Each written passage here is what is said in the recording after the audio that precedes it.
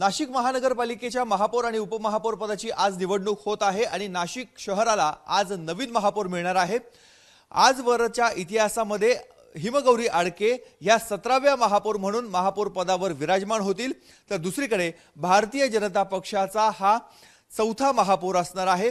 आणि महिला महापौरांची जर संख्या बघितली तर महिला महापौरांच्या संख्येमध्ये देखील हिमगौरी आडके यांनी चौथं स्थान पटकावलेलं आहे। नाशिक महानगरपालिकेची स्थापना झाली 1992 मध्ये आणि त्यानंतर शांताराम बापू वावरे हे सलग 2 वेळा निवडून आलेले होते। ते काँग्रेसच्या तिकिटावर काँग्रेसच्या पक्षाकडनं महापौर झालेले होते। त्यानंतर पुन्हा एकदा पंडितराव खैरे हे देखील काँग्रेसचेच महापौर झालेले होते। मात्र चौथ्या क्रमांकाचे जे महापौर आहेत उत्तमराव ढिकले यांच्या वेळेस मात्र काँग्रेस फुटलेली होती। उत्तमराव ढिकले अपक्ष निवडून आलेले होते आणि काँग्रेसची ब गट त्याचबरोबर शिवसेना भाजपच्या पाठिंब्याने ते 20 मार्च 1995 रोजी महापौर झाले आणि त्यांचा कार्यकाळ हा 17 मार्च 1996 ला संपलेला होता। त्यानंतर प्रकाश मते यांच्या माध्यमातून पुन्हा एकदा काँग्रेसची सत्ता नाशिक महानगरपालिकेमध्ये आली। मात्र त्यानंतर शिवसेना भाजप युतीचं नाशिकमध्ये वारं तयार झालं आणि वसंत गीते हे पहिले शिवसेनेचे अधिकृत महापौर म्हणून समोर आले। त्याच्यानंतर पुन्हा एकदा अशोक दिवे हे शिवसेना भाजपच्या पाठिंब्याने महापौर झाले। ही सत्ता पुन्हा गेली आणि काँग्रेसच्या ताब्यात आली त्या शोभा बच्छाव यांच्या रूपानं।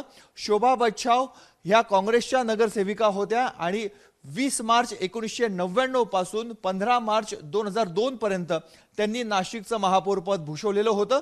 पुन्हा एकदा शिवसेनेने मुसंडी घेतली आणि दशरथ पाटील यांनी 15 मार्च 2002 मध्ये नाशिकचं महापौर पद हे ताब्यात घेतलेलं होतं। त्यानंतर भाजपचे पहिले महापौर म्हणून बाळासाहेब सानप यांच्या रूपानं भाजपकडे नाशिक महानगरपालिकेची सत्ता आली। त्यानंतर पुन्हा एकदा 11वे महापौर म्हणून विनायक पांडे हे अपक्ष होते। मात्र शिवसेनेचेच ते सुरुवातीपासूनचे कार्यकर्ते पदाधिकारी राहिले, त्यामुळे अपक्ष म्हणा किंवा त्यांच्या रूपानं शिवसेनेचा भगवा पुन्हा एकदा नाशिक महानगरपालिकेवर फडकला। तो पुन्हा नयना घोलप यांच्या रूपानं कायम राहिला। नयना घोलप ह्या 12व्या नाशिकच्या महापौर म्हणून समोर आलेल्या होत्या। मात्र शिवसेना भाजपची सत्ता इथे संपली आणि महाराष्ट्रामध्ये पहिल्यांदा महाराष्ट्र नवनिर्माण सेनेचा पहिला महापौर हा नाशिककरांनी दिला। तो 13 क्रमांकाचा नाशिकचा महापौर यतीन वाघ यांच्या रूपाने होता। 15 मार्च 2012 पासून 12/9/2014 पर्यंत यतीन वाघ हे महापौर पदावर कायम होते। त्यानंतर अशोक मुर्तडक हे मनसेचे दुसरे महापौर झाले। मात्र मनसेची सत्ता इथे संपली आणि भारतीय जनता पक्षानं नाशिक महानगरपालिकेवर कब्जा केला।